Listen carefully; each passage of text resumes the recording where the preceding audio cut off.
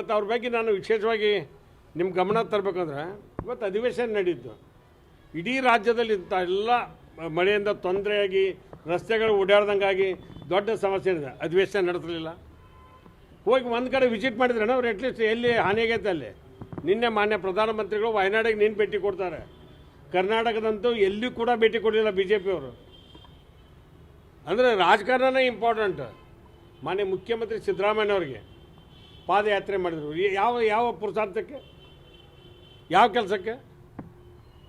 ಅವರ ಧರ್ಮಪತ್ನಿ ನನ್ನ ರಾಜಕೀಯ ಜೀವನದಲ್ಲಿ ಅವ್ರ ಪಾಪ ಹೊರಗೆ ಸಹಿತ ಬರೋಂಗಿಲ್ಲ. ಅವ್ರನ್ನ ಆ ವಿಚಾರದಲ್ಲಿ ತೊಗೊಂಬರೋದು, ಅವ್ರ ಹೆಸರನ್ನ ಮುಂಚೂಣಿ ಮಾಡ್ತಕ್ಕಂಥದ್ದು, ಅವರ ಜನಪ್ರಿಯತೆಯನ್ನು ಕುಗ್ಗಿಸ್ಬೇಕು ಅಂತ ಪ್ರಯತ್ನ ಮಾಡ್ತಕ್ಕಂಥದ್ದು, ಇದೇನು ಅವ್ರು ಶೋಭೆ ತರುತ್ತಾ? ಈಗ ವಾಲ್ಮೀಕಿ ಹಗರಣ ಮುಂದೆ ಮಾಡಿದರು. ವಾಲ್ಮೀಕಿ ಹಗರಣದಲ್ಲಿ ನಾವು ಎಲ್ಲೂ ಹಿಂದೆ ಮುಂದೆ ಮಾಡಲಿಲ್ಲ. ಕಡ್ಡಾಯವಾಗಿ ಅವರು ರಾಜೀನಾಮೆ ಪಡೆದು ಕೇಸ್ ಫೈಲ್ ಮಾಡಿ ಒಂದು 60-70% ಅಮೌಂಟ್ ರಿಕವರಿ ಮಾಡಿದ್ವಿ. ತಪ್ಪು ಮಾಡಿದವ್ರು ಶಿಕ್ಷೆ ಆಗಲಿ ಅಂತ ಹೇಳಿದ್ವಿ. ಅದನ್ನು ನಾವು ಮುಚ್ಚಿಟ್ಟೇವೆ ಹೇಳ್ರಿ. ಅವ್ರ ಹಗರಣಗಳ ಒಂದು 20 ಅದಾವ, ಅದ್ರ ಬಗ್ಗೆ ಮಾತನಾಡೋದಲ್ಲ.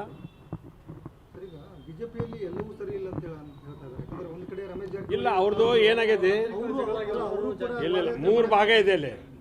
ಒಂದು ಒರಿಜಿನಲ್ ಬಿ ಜೆ ಪಿ, ನಂತರ ಸೇರ್ಪಡೆ ಆದವ್ರು ಒಂದಿಷ್ಟು ಮಂದಿ, ನಂತರ ಇವರಿಬ್ಬರು ಬೇಡ ಅಂತ ತಿಳ್ಕೊಂಡು ಹೇಳಿ ನ್ಯೂಟ್ರಲ್ ಒಂದು ಟೀಮ್ ಇದೆ. ಅದ್ರ ಕೂಡ ಮತ್ತೆ ಎಡಿಷನ್ ಅದ. ಮತ್ತೆ ಒಂದು ಯಡಿಯೂರಪ್ಪ ಸಾಹೇಬ್ರದೊಂದು ಟೀಮು, ಅದರೊಳಗೆ ಮಂತ್ರಿ ಯಾರು ಮಾಡಲಿಲ್ಲ ಕೇಂದ್ರದಾಗ ಅವ್ರದ್ದೊಂದು ಟೀಮ್ ಆಗೈತಿ. ಆನಂತರ ಯತ್ನಾಳ್ ಸಾಹೇಬರು, ರಮೇಶ್ ಜಾರಕಿಹೊಳಿ ಅವರು ಉತ್ತರ ಕರ್ನಾಟಕದ ನಮ್ಮನ್ನು ಕೇಳಂಗೆ ಇಲ್ಲವ್ರು ಅಂತ ತಿಳ್ಕೊಂಡು ಹೇಳಿ ಇವ್ರದ್ದೊಂದು ಟೀಮ್ ಆಗೈತಿ. ಅವ್ರ ಟೀಮ್ ಬಗ್ಗೆ ನಾನು ಡಿಸ್ಕಸ್ ಮಾಡಲ್ಲ, ಅವ್ರ ಪಾರ್ಟಿ ಅದು. ಅದ್ರ ಬಗ್ಗೆ ನಾವು ಟೀಕೆ ಟಿಪ್ಪಣಿ ಮಾಡೋಕ್ಕೆ ಹೋಗೋದಿಲ್ಲ. ಯತ್ನಾಳ್ ಸಾಹೇಬ್ರು ಏನು ಹೇಳಿದರು, ಇವತ್ತು ಕೇವಲ ನೀವು ಕಾಂಗ್ರೆಸ್ನವ್ರ ವಿರುದ್ಧ ಹೋರಾಟ ಮಾಡೋದಲ್ಲ, ನೀವು ನಮ್ಮ ತಟ್ಟೆಯೊಳಗೂ ಹೆಗ್ಗಣ ಬಿದ್ದೈತಿ, ಆ ಹೆಗ್ಗಣದ ಬಗ್ಗೆನೂ ವಿಚಾರಣೆ ಆಗ್ಬೇಕು ಅಂತ ಹೇಳಿದ್ರು. ಹೆಗ್ಗಣ ಯಾವ ಅನ್ನೋದು ಅವ್ರು ಹೇಳ್ಬೇಕು. ಇವತ್ತೇ ಹೇಳ್ಬಿಡ್ತೀವಿ, ಈ ರಾಜ್ಯದಲ್ಲಿ ಸನ್ಮಾನ್ಯ ಸಿದ್ದರಾಮಯ್ಯವ್ರು ಮುಖ್ಯಮಂತ್ರಿಯಾಗಿ 15 ಬಜೆಟ್ ಕೊಟ್ರ. ಎಲ್ಲಾರ ಒಂದು ಕಪ್ಪು ಚೂಕೆ ತೋರಿಸ್ರಿ, ಏನಾರು ಮಾಡಿ ಇವ್ರಿಗೆ ತಲೆ ಕಟ್ಟಬೇಕಂತ ಹೊಂಟಿರಿ. ರಾಜ್ಯಪಾಲರು ಇವತ್ತು ಸಂವಿಧಾನಾತ್ಮಕವಾಗಿ ರಾಜ್ಯಪಾಲರು ಯಾವುದಕ್ಕೂ ನೋಟಿಸ್ ಕೆಲವು ಕೊಡಬೇಕು. ಕೆಲವು ಹಿಂದೆ ಸನ್ಮಾನ್ಯ SR ಬೊಮ್ಮಾಯಿ ಸಾಹೇಬ್ರ ಒಂದು ಏನು ತೀರ್ಪು ಬಂತು, ಅಲ್ಲಿದ್ದ ಯಾರೂ ರಾಜ್ಯಪಾಲರು ನೋಟಿಸ್ ಕೊಡೋದನ್ನು ಬಿಟ್ಬಿಟ್ರು. ಇವತ್ತು ನ್ಯಾಯಾಂಗಕ್ಕೆ ಹೋದ್ರೆ ನಮ್ಗೆ ತೊಂದರೆ ಆಕತ್ತೆ ಅಂದ್ಬಿಟ್ರು. ಮಾಜಿ ಮುಖ್ಯಮಂತ್ರಿ ಆದ SR ಬೊಮ್ಮಾಯಿ ಸಾಹೇಬ್ರ ಒಂದು ಜಜ್ಮೆಂಟ್ ಏನಿದೆ, ಅದು ಸಂವಿಧಾನಕ್ಕೆ ಒಂದು ಬೈಬಲ್ ಇದ್ದಂಗೆ.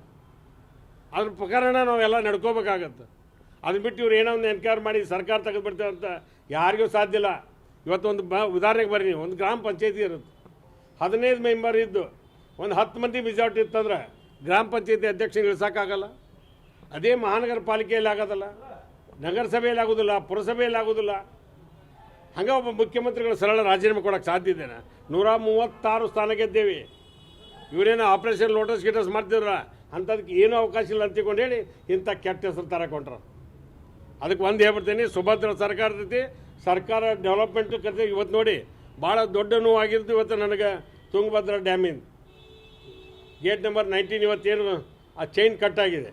ಇವತ್ತು ಎಲ್ಲ ಡ್ಯಾಮ್ಗಳನ್ನು ನಾನು ಮುಖ್ಯಮಂತ್ರಿಗಳು ಒತ್ತಾಯ ಮಾಡ್ತೇನೆ, ನೀರಾವರಿ ಸಚಿವರಿಗೆ ಒತ್ತಾಯ ಮಾಡ್ತೇನೆ, ಎಲ್ಲ ಡ್ಯಾಮ್ಗಳು ಉಳಿದ್ರೆ ಮಾತ್ರ ನಮಗೆ ಉಳಿಯೋಕ್ಕೆ ಸಾಧ್ಯ ಇದೆ. ಇವತ್ತು ಮಲಪ್ರಭಾ ಇರದೇ ಇದ್ದರೆ ಹುಬ್ಳಿ ಧಾರವಾಡ ಏನಾದಿತ್ತು, ಧಾರವಾಡ ಜಿಲ್ಲೆ ಏನಾದಿತ್ತು, ಗದಗ ಜಿಲ್ಲೆ ಏನಾದಿತ್ತು, ಬಾಗಲಕೋಟೆ ಜಿಲ್ಲೆ ಏನಾದಿತ್ತು ಅನ್ನುವಂಥ ನೋವು ನಮ್ಮನ್ನು ಕಾಡ್ತೈತಿ. ಇವ್ರು ಯಾವ್ದ್ರೂ ಇಲ್ಲ, ಬರೇ ರಾಜಕೀಯ ಹೊತ್ತೊಂಡ್ರೆ ರಾಜಕೀಯ. ಇಲ್ಲಿ ನಿಮ್ಮ ರಾಜಕಾರಣ ಮಾಡೋಕ್ಕೆ ನಿಮ್ಗೆ ಇಲೆಕ್ಷನ್ ಇತ್ತಲ್ಲ ಮೊನ್ನೆ ಲೋಕಸಭೆ, ನೀವು ಗೆದ್ದಾಗಿದೆ, ಕೇಂದ್ರದ ಮಂತ್ರಿ ಆಗಿರಿ. 24x7 ರಾಜಕಾರಣ ಅಲ್ಲ. ನೀವು ವಿರೋಧ ಪಕ್ಷ ಆಗಿ ಸಲಹೆಯನ್ನು ಕೊಡಬೇಕು.